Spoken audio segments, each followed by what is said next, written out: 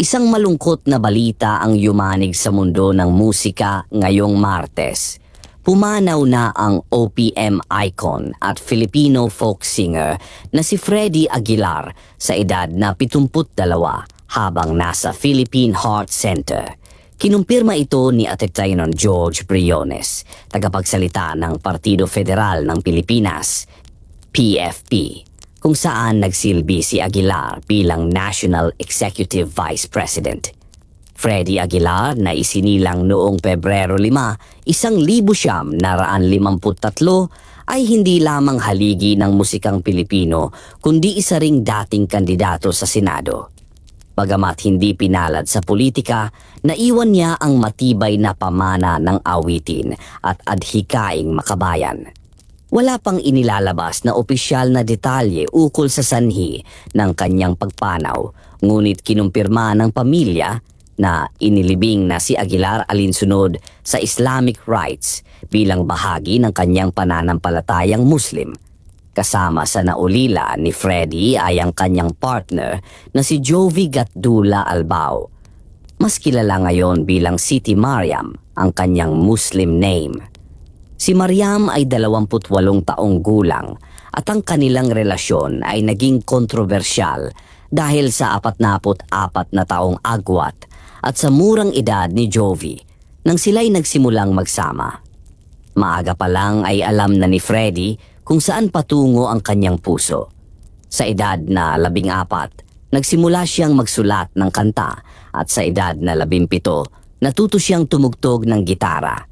Iniwan niya ang kursong Electrical Engineering sa Guzman Institute para sundan ang musika, isang desisyong humubog sa kasaysayan ng OPM. Sumikat siya noong 1978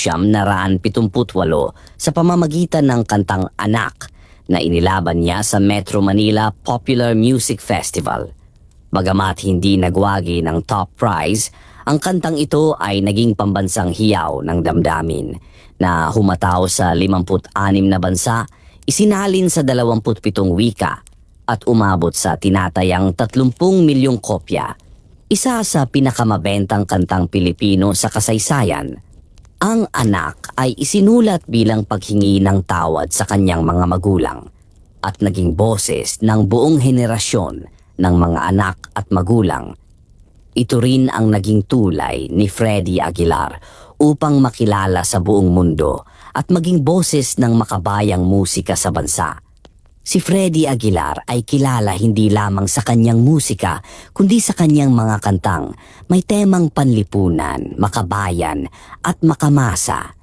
Isa siya sa mga nagtanghal sa inaugurasyon ni dating Pangulong Rodrigo Duterte kung saan inawit niya ang Para sa Tunay na Pagbabago. Sa kanyang pagpanaw, hindi lang musika ang naiwang pamana ni Ka Freddy, kundi isang boses para sa masa, alaala ng pakikibaka at awiting bumalot sa puso ng bawat Pilipino. Aming ipinapaabot ang taos-pusong pakikiramay sa pamilya Aguilar at sa buong sambayan ng Pilipino. Ibahagi ang inyong alaala at paboritong kanta ni Ka Freddy sa comment section. Huwag kalimutang mag-subscribe at i-click ang notification bell para manatiling updated sa mga susunod na kwento.